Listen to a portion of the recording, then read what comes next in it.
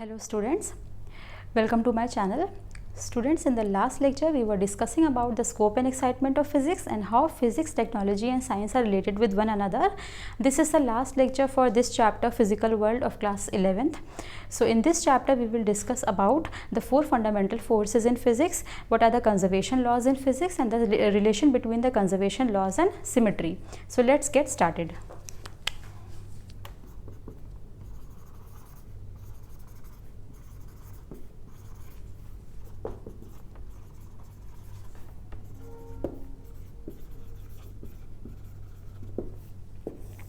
Students, whenever we hear the word force, we have an intuitive idea about force, that force is a push pull, something like a push or pull.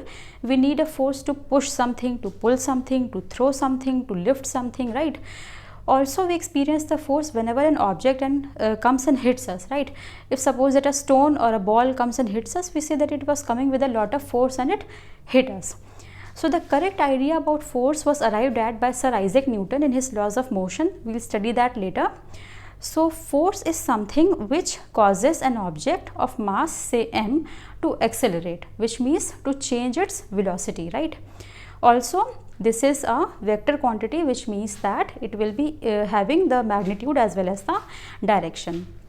Now in the last lecture we studied that our physical world has been divided into two domains, that is the macroscopic domain, everything which we can see with our eye, which includes the laboratory, terrestrial and celestial phenomena. Microscopic domain, whatever we cannot see with our eye, includes the atomic, molecular and nuclear phenomena. Now since both of these two domains are so different, they have got different characteristics, they include different phenomena, so the forces which work in these two domains will also be different. Let's discuss that.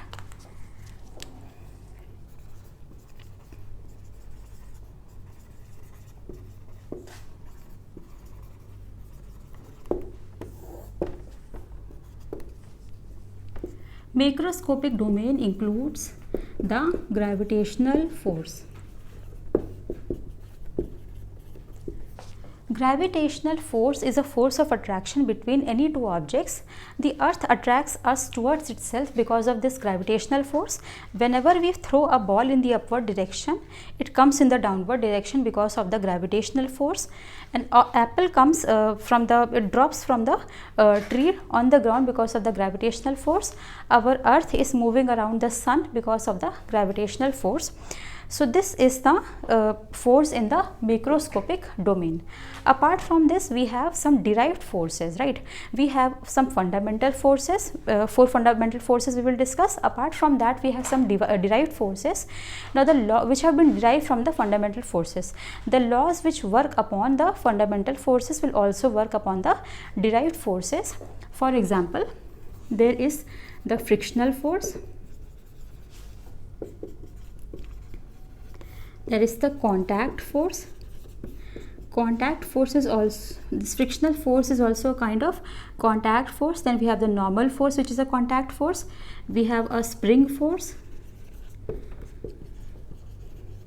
These are all the derived forces. Then we have the forces involving electric and magnetic bodies. Now we are able to walk on the floor because of the frictional force. Frictional force is kind of a resisting force between our foot and the ground. If there's water on the ground or the floor, it becomes difficult for us to walk. Why? Because the frictional force reduces, because the friction reduces. If there's soap water, the friction further reduces and it becomes even more difficult to walk. Then we have the forces involving the electric and magnetic bodies. Alright, now there is the microscopic domain. In the microscopic domain, we have the interatomic, intermolecular and the nuclear forces. Along with that, we have the electric force as well as the magnetic force. We know that there are three states of matter and all the matter is composed of some tiny particles. The smallest constituent of the matter is the atom. The force which works upon these atoms is the interatomic force. Now atoms combine together to form the molecules, and the force which works between these molecules is the intermolecular forces.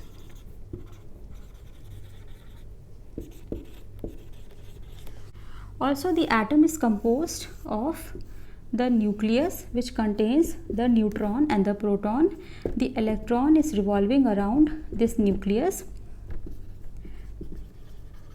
So the force which works between these neutrons and protons is called as the nuclear force. So all these forces, that is the interatomic force, intermolecular force and the nuclear force, together come in the microscopic domain. We have the electric force, that is the force between the two charges at rest. We have the magnetic force, which is the force between the two poles of the magnet. Whenever the two charges are at rest, a force acts between them. If the charges are opposite in nature, it will be attractive. If they are like in nature, it will be repulsive. Same for the magnetic force between the two poles of the magnet. If the poles of magnet are like in nature, it will be repulsive. If they are unlike in nature, it will be attractive. So these are the forces which work in the microscopic domain. At the present stage, we have four fundamental forces: the gravitational force, electromagnetic force, strong nuclear force and weak nuclear force. Let's discuss these one by one. Now let's discuss the gravitational force. Gravitational force is the force of attraction between any two objects because of their masses. Mass is a fundamental entity of any system, of any body. So the two objects attract one another because of their mass, because of this gravitational force, right? It is an attractive only force. The cause of this force is the mass of the object.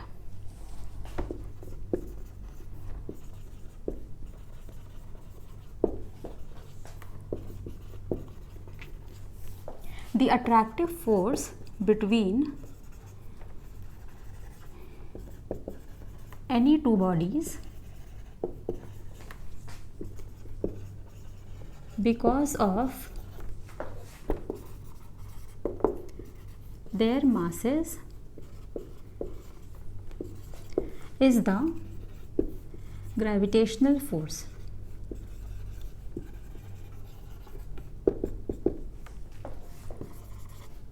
So two things are clear from this definition. One, that it is an attractive only force. Another thing is that the cause of this force is the mass of the object. Let's write these down. It is an attractive only force. Why is it attractive only? Because mass is an entity which does not have any kind of the types, like the charges come in two types, positive and negative. They are positive and negative in nature, so the force related to the electromagnetic force will also be attractive as well as repulsive. But mass is a single entity, no other type, so it will be attractive only in nature. Another thing is that the cause of this force is the mass of the object. Next thing is that it does not need any kind of the intervening medium to propagate. It does not need any medium for propagation. Does not need any intervening medium.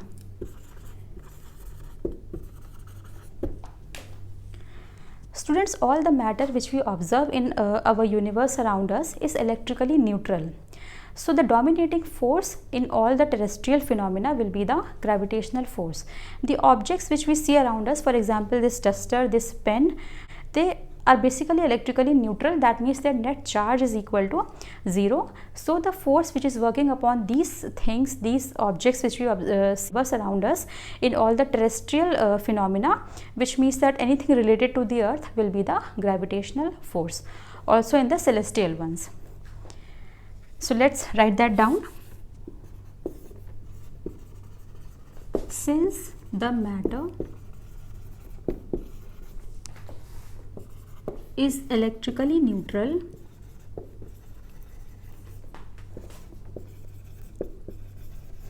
that is, the net charge is equal to 0, so the dominating force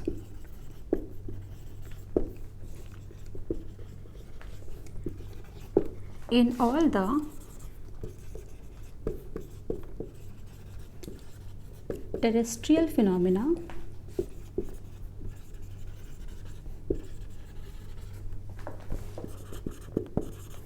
will be the gravitational force.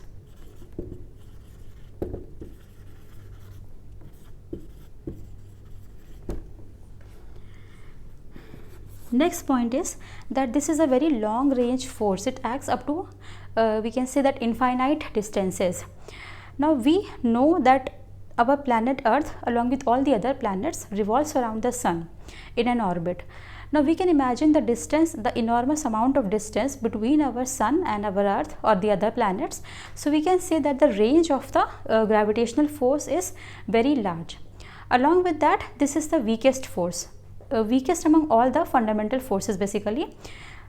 To understand this, if I hold this duster in my hand, then a gravitational force is acting upon this duster in the downward direction. There is a normal force which is acting upon my duster because of my hand in the upward direction. Now if the gravitational force would have been strong compared to the normal force, this duster would have crushed my hand and gone towards the earth. But this is not happening, so it is a very weak force. The long range force, and it is the weakest force.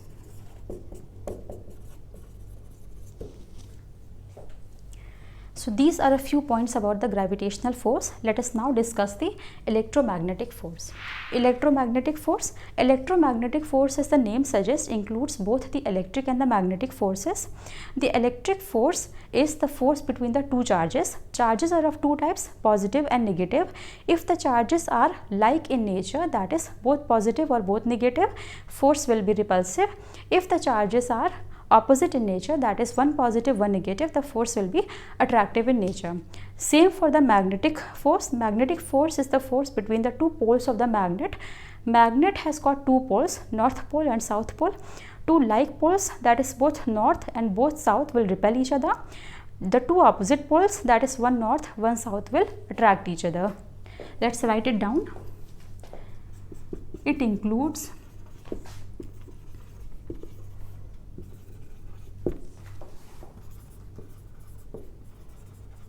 the electric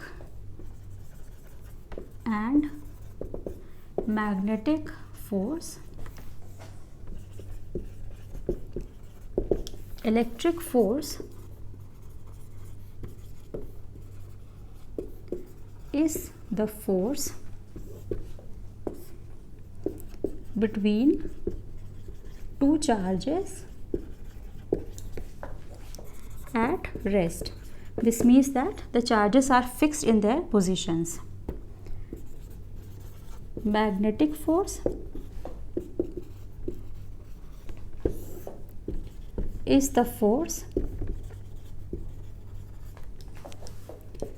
between two poles of a magnet.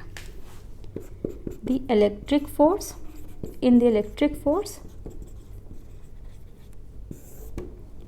the like charges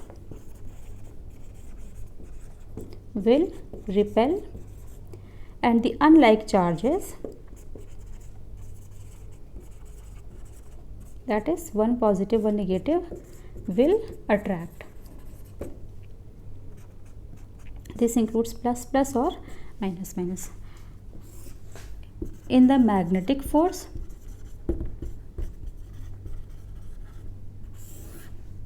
the like poles, that is both north or both south, repel. The unlike poles, that is north and south, will attract. So it includes the electric and magnetic force. Electric force is the force between the two charges at rest. Magnetic force is the force between the two poles of the magnet. The like charges will repel, unlike charges will attract. Similarly, in the magnetic force, like poles will repel, unlike poles will attract. Students, this name has been written as a combination of both electric and magnetic forces. Like, it has been written in the form of electromagnetic because electric and magnetic forces are inseparable. Why? Let us try to understand. If suppose that we move a charge, then a moving charge will produce the magnetic field. If a charge is moved in a magnetic field, the field will apply a force upon it. So in this way, the charges are related to the magnetic field and the field is related to the charge. This is the force which binds the electrons with the nucleus to form the atom. It binds the atoms together to form the molecules and the molecules together to form the matter. So this is a small definition about the electromagnetic force. This is the dominating force in all the atomic and molecular phenomena. Electric and magnetic forces are inseparable.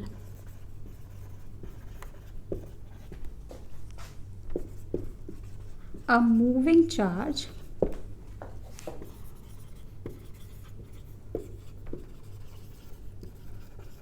produces a magnetic field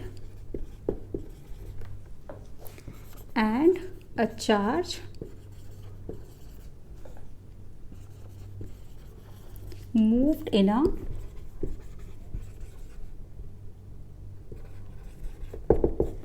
and if a charge is moved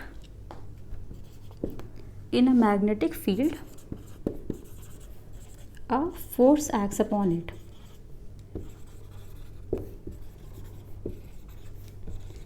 These phenomena we will study in later chapters.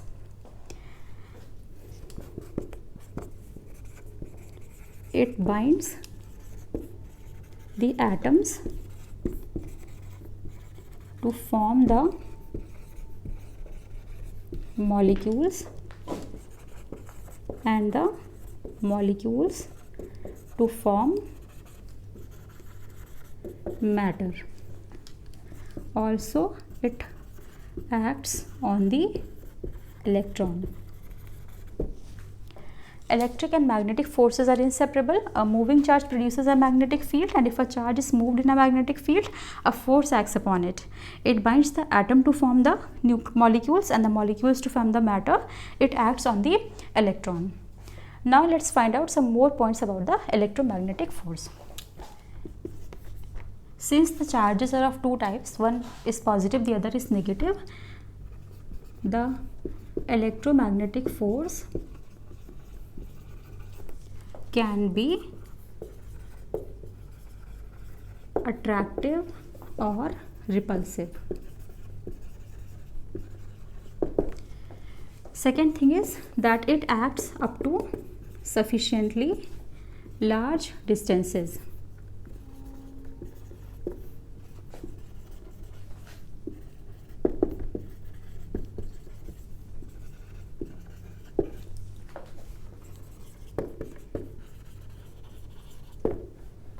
Third is that it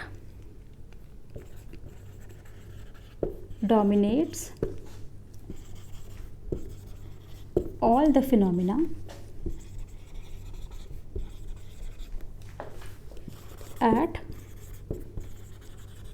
atomic and molecular scales.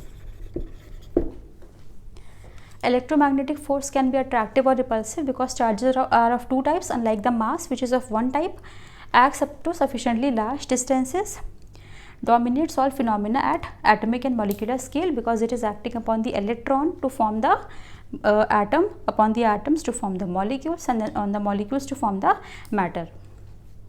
One more point, students, that the electromagnetic force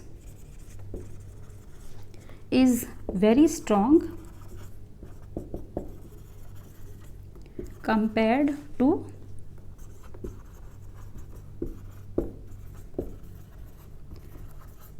gravity. We studied a little earlier that the gravitational force is the weakest of the four fundamental forces. So EM force is quite strong compared to the gravitational force. Let's discuss the strong nuclear force.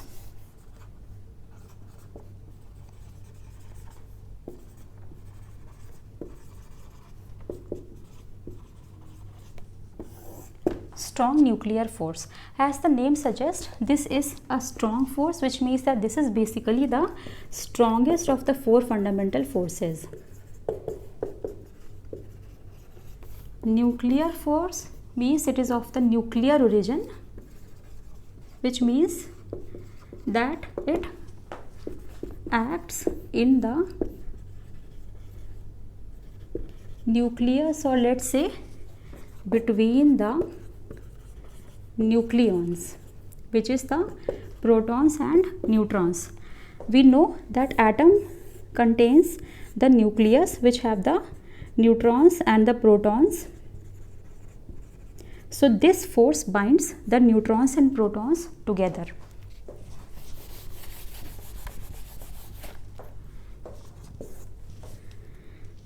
The strong nuclear force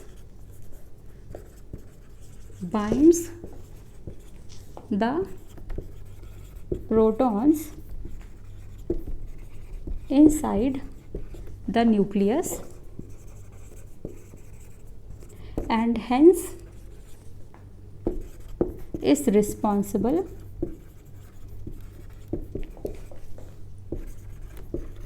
for the stability of the nucleus. Students, we know that the nucleus contains the neutrons and protons. Protons are positively charged particles, elementary particles. So to attract them towards each other, because of their like nature, to attract them towards each other, a force is needed which is very strong in nature to hold them together, which is the strong nuclear force, which is actually the strongest of the four fundamental forces. Now it binds the protons together, and hence it is responsible for the stability of the nucleus.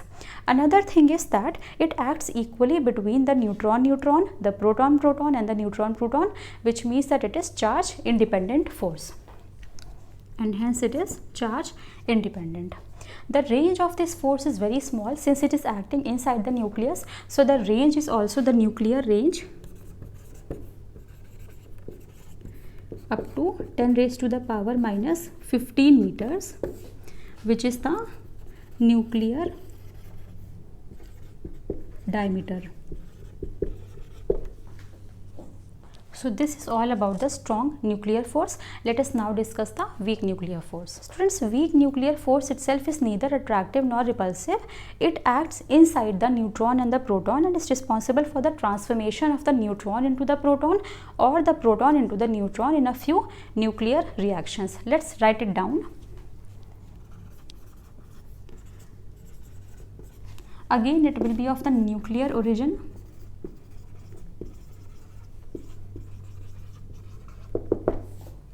The weak nuclear force is neither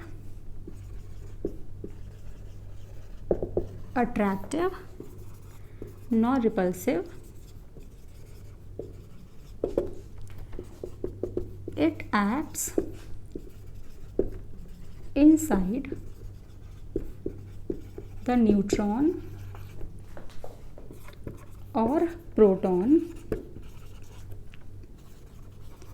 and leads to its occasional transformation. in some nuclear reactions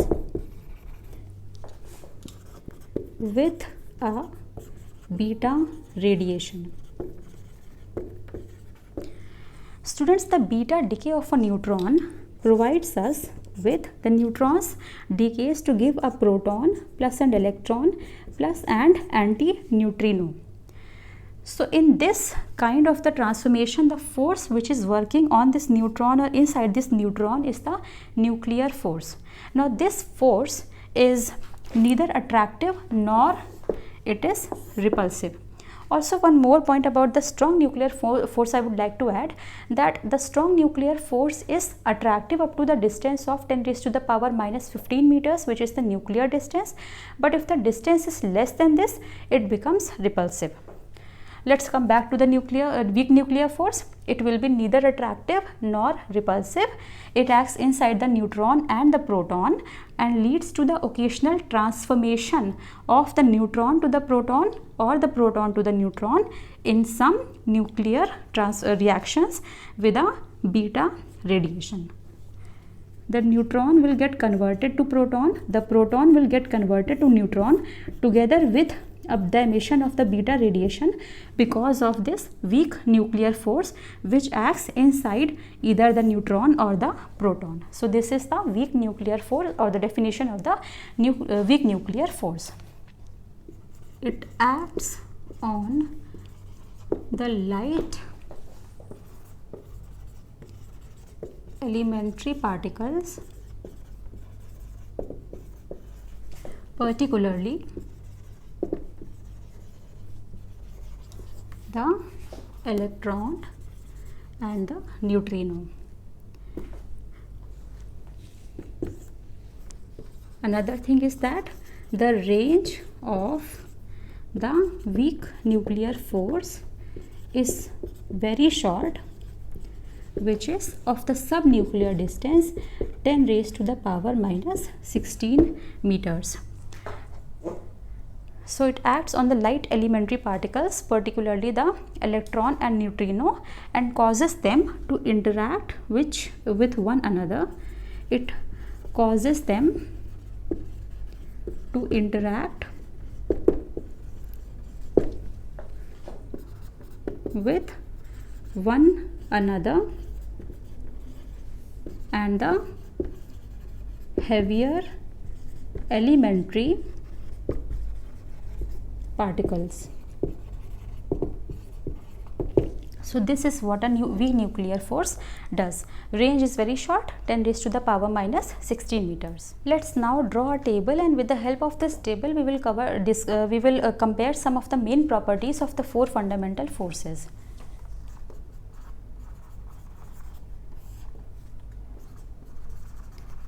Number one is the gravitational force. Then we have the weak nuclear force, we have the electromagnetic force, and then we have the strong nuclear force.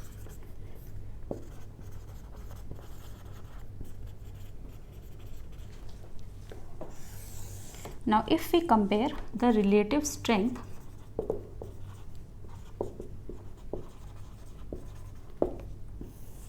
of these forces, then if I take the strong nuclear force to be 1, then the electromagnetic force is 10 raised to the power minus 2, weak nuclear force is 10 raised to the power minus 13, and gravitational force is 10 raised to the power minus 39. So this clearly shows that gravitational force is the weakest force and the strong nuclear force is the strongest force. In between we have the electromagnetic and the weak nuclear force. Strongest will be this. After that we have EM force. After that we have the weak nuclear force, and the weakest will be the gravitational force.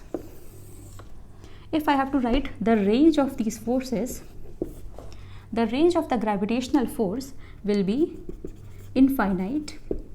It acts up to very like infinitely large distances. Weak nuclear force acts at very short distances, 10 raised, which is the subnuclear range, 10 raised to the power minus 16 meters.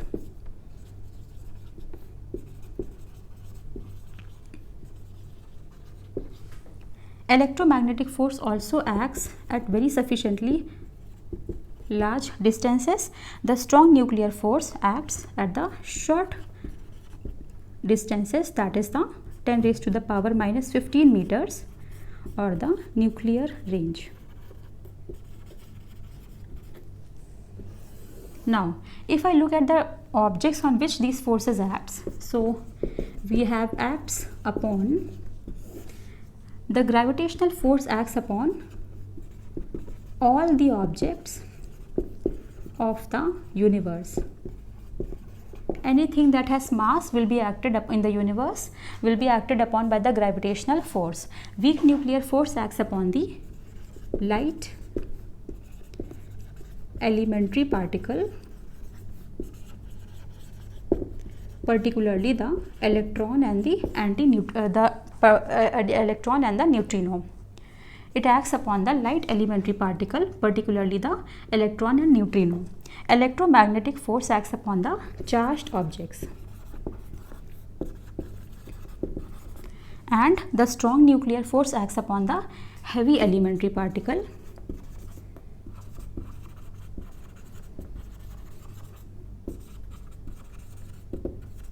particularly the neutrons and protons, which are the nucleons.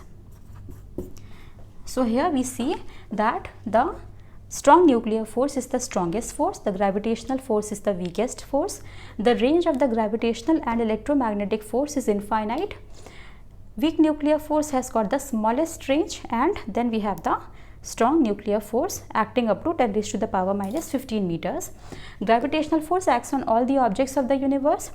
Weak nuclear force acts only on the light elementary particles, particularly electron and neutrino.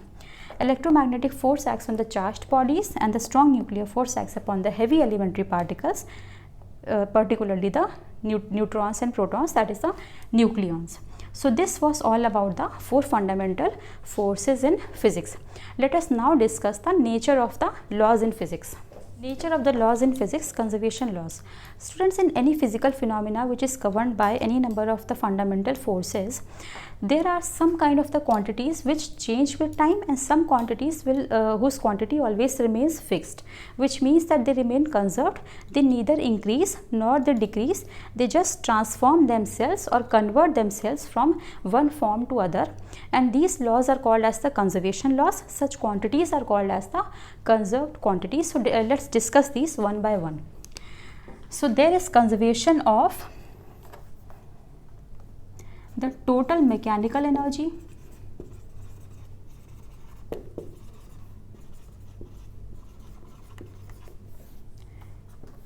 conservation of the total energy of isolated system. Then there is the charge which remains conserved. There is the mass plus energy which remains conserved. There is the nucleons or the mass number which remains conserved, and also there is the conservation of the momentum. Let's discuss all of these one by one. Conservation of the total mechanical energy.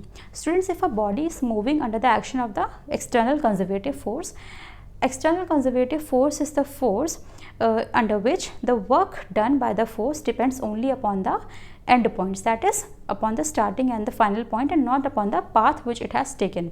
So if a body is moving under the external conservative force, then the total mechanical energy of the system remains conserved. For example of the external conservative force is the gravity. So if an object, or say a stone, has fallen from some height towards the ground under the gravity, and we consider the case just before that stone hits the ground, right? It has not hit the ground, just before it hits the ground. Then suppose that this is the stone. It has been falling from a height of h towards the ground, and we consider the case just before the object hits the ground. So because of its position, it has a potential energy.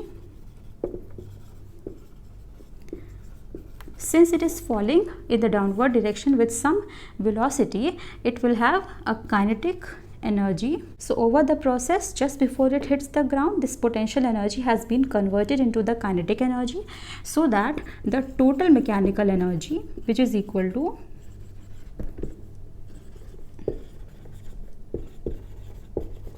the potential energy plus the kinetic energy, will remain constant. Constant means whatever its value would have been at the starting of this process will be the value after the end of this process, right?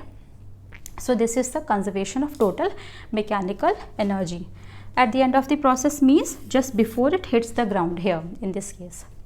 Next is the conservation of the total energy for an isolated system.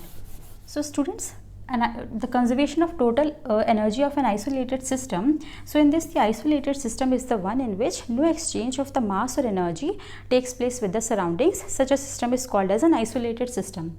Now this general law of conservation of total energy of an isolated system is true for any kind of the transformation taking place between the different form of energies and involving different forces, which means that any kind of the energy, any different form of the energy like sound energy, heat energy, mechanical energy, electrical energy, any energy is involved when the transformation is taking place, and any kind of the forces are involved, but this law will be holding true for that system, right? For example, let us consider that a stone is falling from some height, say h, towards the ground, and in this case we will consider the case just after this stone hits the ground. Just after the stone hits the ground. So in the starting it has the potential energy because of its position. Now in this case, the total mechanical energy of the system is not conserved, but the general law of conservation of total energy will be true. How it will be true? Because over the process, when this hits the ground, this potential energy will be converted into the sound energy. This sound energy, because of its absorption, will further be converted into the heat energy, so that the total energy of the system will remain. This has been converted into this has been converted into heat energy, so the total energy is equal to constant. Here we can see that different forms of energies have been involved, right? And so the total energy will be constant. So this is the conservation of total energy of the system. Just like mass, charge is also a fundamental entity of a system. So charge of a system remains conserved, which means that charge can neither be created nor it can be destroyed. We cannot create even one electron of the unit of the charge. Let's consider a case that we have a glass and we rub it with a piece of a silk cloth.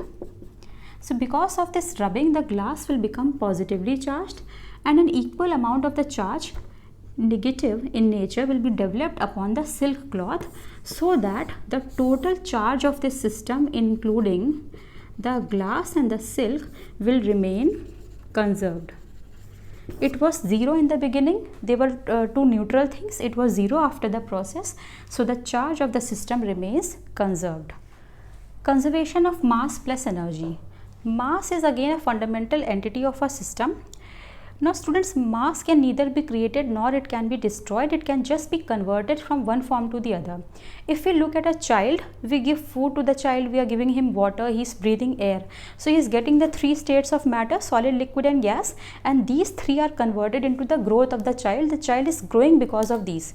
So the intake of all these components leads to the growth of the child, which means that there is just a conversion between the 2 states of matter, right? This is happening in almost everything in the universe, which means that there is just conversion of the mass which is happening from one form or one state to the other. If we look at the chemical reactions, what are the chemical reactions? It is nothing but the rearrangement of the atom between the molecules of the reactants and products. That is a chemical reaction. There is no atom which has been created, no atom which has been destroyed. It is just a simple rearrangement. Now, Einstein gave the law of relativity, he gave the theory of relativity, and that theory states that an amount of the energy E is equivalent to a mass m into c square, where c is the speed of the light in vacuum, which means that E and m, that is energy and mass, are equivalent. So on the basis of this, we can say that the mass plus energy together remain conserved in any physical system. For example, if we consider the nuclear reactions, then in the nuclear reactions, there's mass being converted into energy and energy being converted into mass. We can see these in the nuclear power plants, in the nuclear power generation, also in the nuclear explosions we can see the same thing. So the mass, since it is energy and mass are interconvertible, therefore the entire entity, including the mass plus the energy, remains fixed in a system, or it remains conserved. This is the conservation of mass plus energy. Now conservation of the mass number or the nucleons. Students, atom is made of nucleus, and nucleus contains the neutrons and the protons. Neutrons plus proton is called as the mass number, or both of these are called as the nucleons. So in the nuclear reactions, we can say that the number of the nucleons or the mass number remains conserved, which means that the nuclear reactions are the simple rearrangement of the neutrons and the protons among the reactants and the products. So their number always remains conserved. This is what is the law of conservation of the nucleon number, right? Next thing is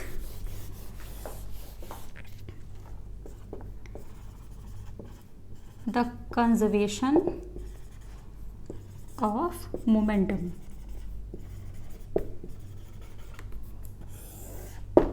Now momentum is a quantity which a moving body or body in a mechanical motion has because of its mass and its speed or velocity. Now conservation of momentum says that, let's consider an example. Suppose we have a system. It consists of a large number of the particles. Now this system has got some value of the mass and some value of the velocity. These individual particles have got some masses and some velocities. Now since it is moving, it is in a mechanical process, it is moving. Over the process, it can happen that the masses and velocities of a few particles changes, but the total mass and velocity of the entire system will remain conserved. Again, I would repeat that this system is composed of a large number of the particles. Each particle has got different mass, different velocity, and this system has got a certain value of mass and velocity. So it is given by capital M and capital V.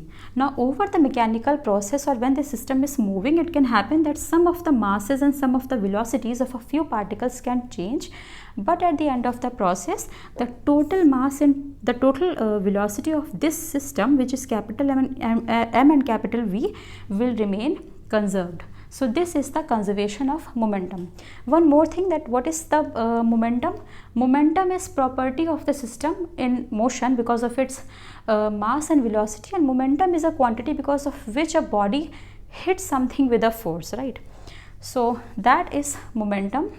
We say that whenever we see the cricket match, we say that the player before bowling is running. Why? He is trying to gain some momentum so that he can throw the ball with a lot of force. So in order to apply the force, we need momentum. So these are all the conservation laws that we have discussed. Let's now discuss some important point about the conservation laws.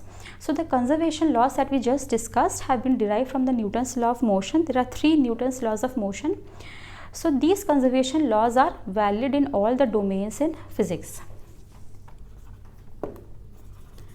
The conservation laws are derived. Derived means that they have come from the Newton's laws of motion.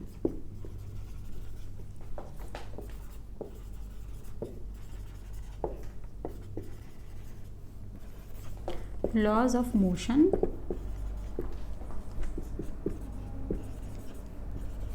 they are valid in all the domains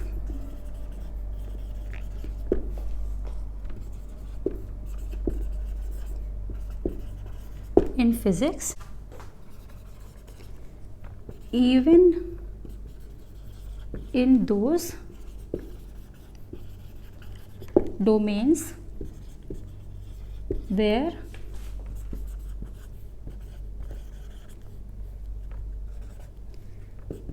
Newton's laws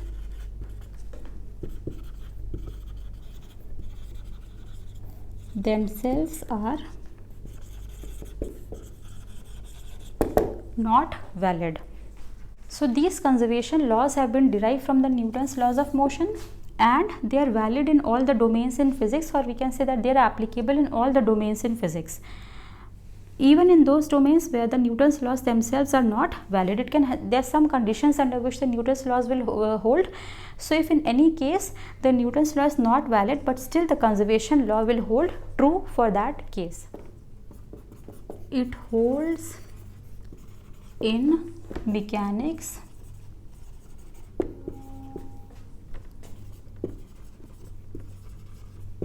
nuclear and particle physics,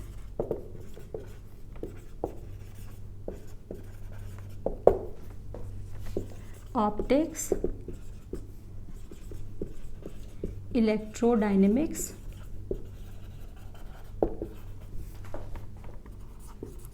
thermodynamics, etc. Another thing is that these laws cannot be proved. They can only be verified. It means that we cannot prove these laws. These are something which are existent, and through the observations, through the experiments, we can just verify them, or we can check that yes, this is true. We cannot prove them. It holds in mechanics, nuclear and particle physics, optics, electrodynamics, thermodynamics, etc. That is, in all the domains it will be valid. We discussed just now that there is conservation of energy, mass, momentum, charge, etc. Also in nuclear and particle physics,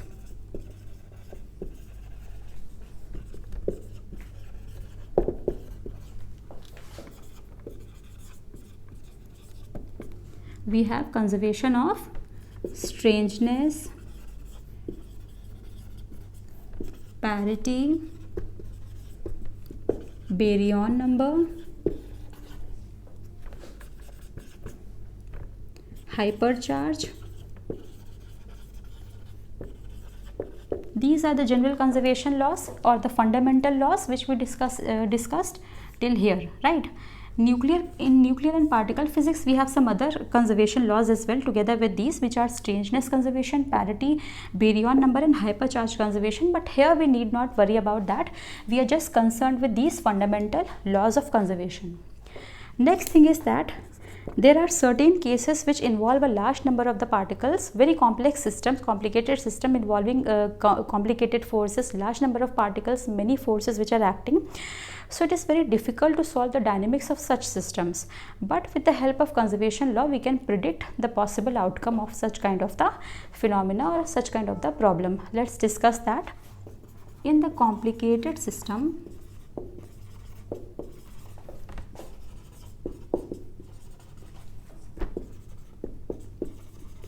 involving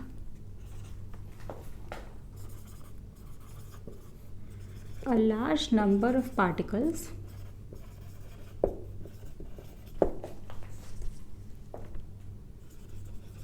and forces, it is difficult to solve the dynamics of the problem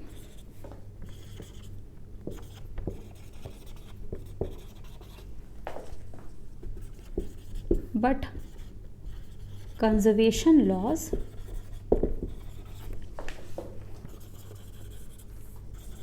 can provide us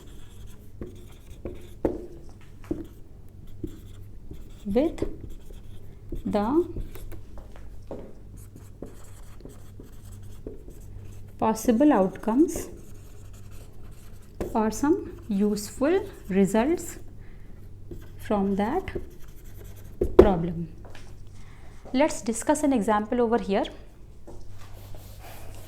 If suppose that two automobiles are there and these two automobiles are approaching one another and then they collide, right? So there are a large number of complicated forces which are acting in this system, and also there are a large number of the particles. But if we apply the momentum conservation law, then it becomes easier for us to arrive at a possible outcome of this collision. So this is what a conservation law does. Since it is valid in every situation, it can provide us with some useful result even if we are not able to solve that problem completely. So these are some important points about the conservation laws. Students, these conservation laws are related to some symmetries in the nature. Let's discuss that. If we apply a transformation upon the physical property of a system and after applying the transformation the system remains unchanged, it is said to be symmetric. Now, relation between the conservation laws and symmetry. So the conservation laws, or let's say the laws of nature, are symmetric with respect to the displacement or translation in time.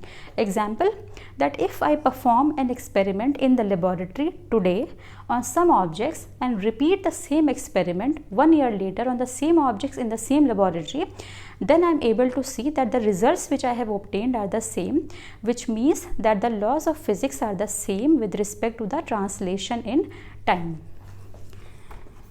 Means that the laws of physics are the same with respect to translation in time, are same, or we can say symmetric. Symmetric means identical with respect to the translation in time. Another thing is that the space is homogeneous. What does that mean? That there is no preferred location in the space, which means that the laws of physics will be the same in every location in the universe. The law of gravitation, for example, will be true in India, it will be true in America, it will be true on the moon, right? What we have, the difference is that because of the differing conditions due to the different locations, the phenomena may change, the phenomena may differ. Example is that the value of gravity on the moon is 1/6 to the value of the gravity on the earth, but the law of gravitation is valid both on the moon as well as on the earth. So the space is homogeneous means there is no preferred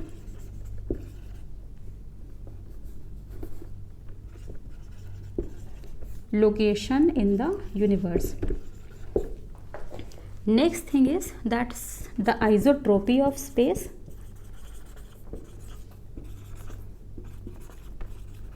Means that there is no preferred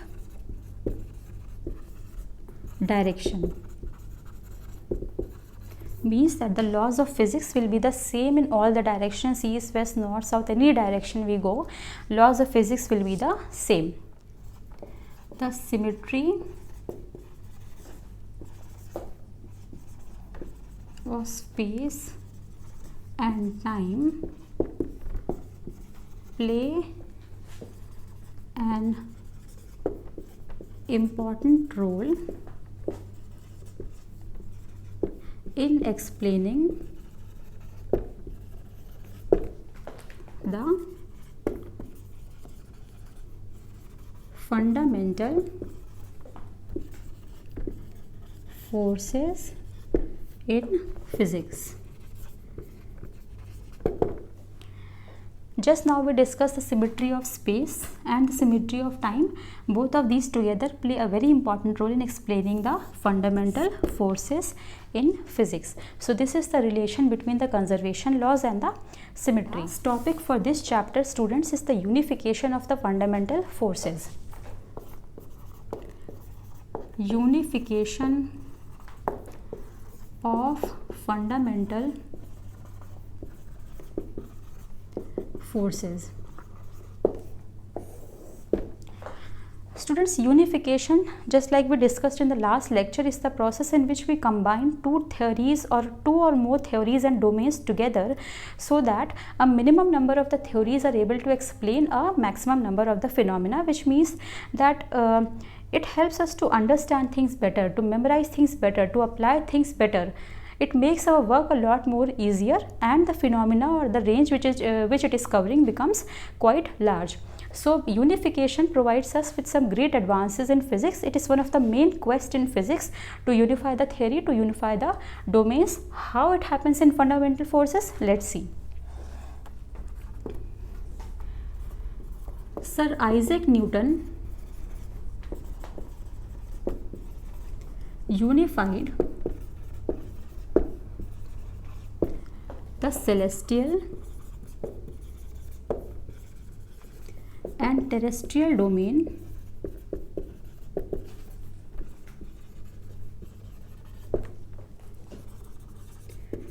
under the common law of gravitation.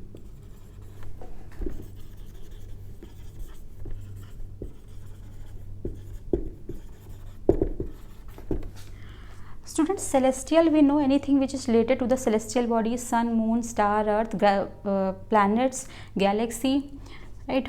That is the celestial domain. Terrestrial domain, anything related to the planet earth, is the terrestrial domain. So he combined these two domains together under the common law of gravitation. How? Law of gravitation is valid. First thing is that the law of gravitation, very simple example, explains the fall of the apple on the ground and the motion of the planets around the sun, as well as the motion of the moon around the earth. So that is the common law which is applicable in these two very different phenomena, which are, one is related to the celestial phenomena, that is the universe, the other one is the terrestrial phenomena, fall of the apple on the ground. I throw this pen up, it comes down. Why? Because of the law of gravitation. So he combined these two domains together. Secondly, the experimental discoveries of Oersted and Faraday showed that electric and the magnetic phenomena are inseparable. Oersted and Faraday showed that electric and magnetic phenomena are inseparable, and hence we have the electromagnetic force. Just now we discussed some points about the electromagnetic force. The same was shown by Oersted and Faraday in their law. Number 3, Maxwell unified the electromagnetism and optics and showed that light is an electromagnetic wave. Students, electromagnetism involves the electric and magnetic phenomena. Optics involves any phenomena related to light. So he combined both of these and showed that light is an electromagnetic wave. A separate chapter will study about the EM wave. So he showed that light is nothing but an electromagnetic wave, which is a unification of both these domains. Next is that the weak force and the